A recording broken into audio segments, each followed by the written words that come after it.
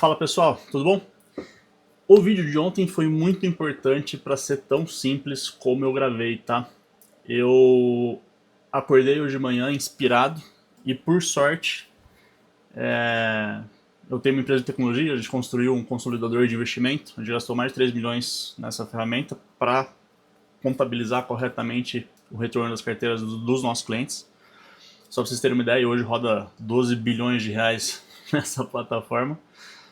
Mas eu acordei, coloquei, fiz duas carteiras, uma sem nenhum aporte, então fazendo só os 10 mil reais iniciais e vendo a rentabilidade até hoje, e outra investindo 10 mil reais por mês desde 2020, então 2 de 1 de 2020 até hoje, sempre mostra com 2 dias de atraso, né? Então a carteira aqui que eu vou mostrar tá no dia 26 de 2 de 2026. E eu vou mostrar agora de um jeito mais bonito. Até peço desculpa para quem viu o vídeo ontem, porque realmente eu quis gravar, porque eu tava com isso na cabeça e saiu muito simples. Mas hoje, de uma maneira mais bonita, de uma maneira mais estruturada, vocês vão ver que os relatórios enganam. E infelizmente eu precisei investir 3 milhões para descobrir isso, porque antes eu também era enganado diariamente sobre rentabilidade das coisas. E na hora que você vê a fundo efetivamente como esses números se comportam e como as coisas funcionam, você nunca mais vai querer investir em renda fixa. Cada vez mais vai fazer sentido a teoria da renda variável, a teoria do aporte mensal, a teoria do longo prazo, tá? Então, vou compartilhar a tela aqui com vocês. Essa aqui é a primeira carteira, tá? Ó, relatório CDI versus Bovespa sem aporte. Então, o que eu fiz aqui? No dia 2 de 1 de 2020, eu investi 10 mil reais em Bova e 10 mil reais no Itaú Privilege DI. É um fundo que rende 100% CDI do Itaú. Não tinha LFT com 5 anos de prazo, né, 6 anos de prazo. Não tinha ETF com essa equivalência de prazo. Se eu fosse fazer um CDB, eu teria que ficar controlando os vencimentos. Se eu fosse fazer uma LCI, também teria que ficar controlando os vencimentos. Mas, por exemplo, funciona muito bem o fundo do Itaú Privilege. Então, nesse período aqui de 6 anos, né?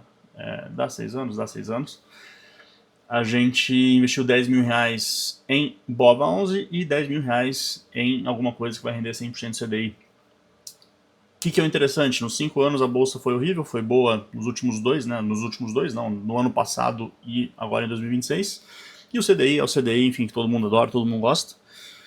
E como é que se comportou a rentabilidade, né? Então, aqui no Bova 11, a gente teve 64% de retorno nesse período. Investiu 10 mil reais, veio a pandemia, né, desvalorizou, chegou a cair menos 40%. E agora acumula essa alta aí de 64% desde esse primeiro aporte.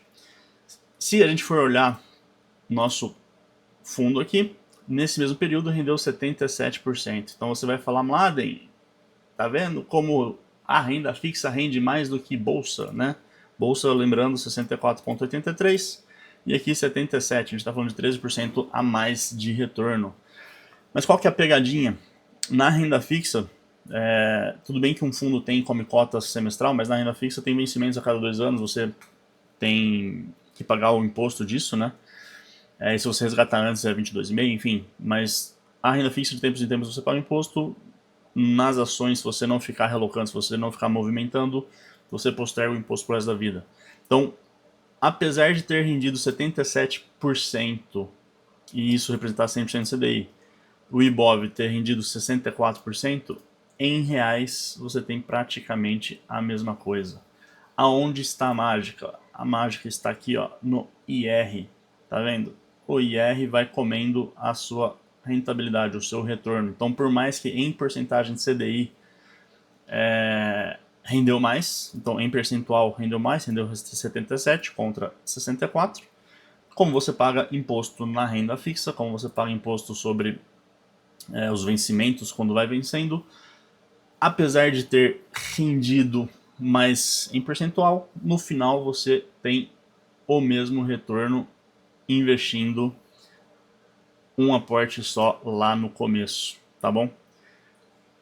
Então, no vídeo de ontem eu tinha falado que a renda fixa teria rendido mais, e isso é verdade, rendeu mais, mas eu também esqueci dessa questão dos impostos. Então, se você adicionar imposto na equação, até esse aporte estático, né? Aportei uma vez e nunca mais fiz nada, vai acabar privilegiando quem investe em bolsa, apesar da bolsa render menos. A bolsa é horrível, a bolsa é vilã, só rendeu 64%, enquanto eu aqui no meu CDB ganhei 77%.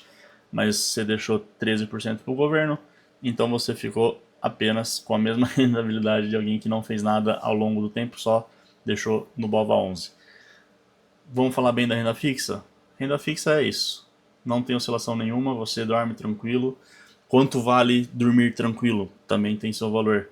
Enquanto no BOVA tem essas oscilações e tem esses 5 anos de sofrimento eterno de meu Deus, eu estou cometendo a maior burrice da minha vida, estou perdendo dinheiro porque a bolsa não rende, renda fixa é a melhor coisa do mundo e nada acontece. Então, esse é o resultado de uma carteira sem aporte. Quando a gente fala de uma carteira com aporte, os retornos são bem parecidos. Por que é um pouco diferente? Porque você compra bolsa, por exemplo, aqui ó, em reais. Você compra bolsa todos os momentos, então a linha verde é o valor aplicado.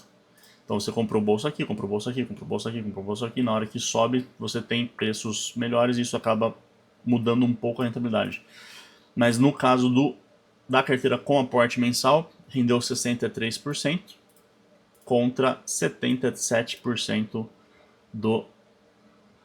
da carteira com CDI, né? Mas no final, aonde você tem mais dinheiro? Na bolsa, apesar da renda fixa ter rendido mais. Por quê? Porque você acumulou um valor maior quando o mercado andou mais, enquanto que na renda fixa você tem esse ganho constante, mas acaba novamente pagando imposto. Tem aqui come cotas ao longo desse período todo. E apesar de em percentual ter rendido mais, em reais você tem mais dinheiro investido no BOVA 11. Então esses são os relatórios, né, que acabam nos enganando, porque você fica sofrendo que a sua carteira está abaixo do CDI, a minha rentabilidade é ruim. Então alguém que só olha relatório, né, alguém que só olha relatório de percentual vai notar que nesses últimos 6 anos eu perdi do CDI, mas no final quem está rindo à toa e quem está com dinheiro no bolso é quem investiu em bolsa. Mesmo numa estratégia passiva como o BOVA, se você tomou boas decisões de boas empresas em bons preços, com certeza o seu retorno potencial aqui é muito maior. Então é isso, gente. Eu acho que esse vídeo ficou melhor. Os números estão mais apresentáveis. A tela está mais bonita. Peço desculpa novamente pelo vídeo de ontem. Mas esse é o segredo de quem realmente ganha dinheiro no mercado. Pagar menos imposto. E não estou falando de ativos isentos de imposto, porque você corre outros riscos, risco de crédito e tudo mais. Aporte mensal. Então mesmo uma carteira que rendeu mais em percentual do CDI, você pode ter um ganho menor em percentual, mas por você ter acumulado patrimônio, você acaba tendo mais dinheiro no final das contas, mesmo a carteira rendendo menos em percentual. E é isso, as pessoas ficam ansiosas, as pessoas não têm essa visibilidade dos dados e sofrem sem necessariamente precisar sofrer. Eu repito, nesses 20 anos que eu trabalho com isso, não conheço nada que seja mais consistente no longo prazo do que investir em boas empresas, ser sócio de boas empresas.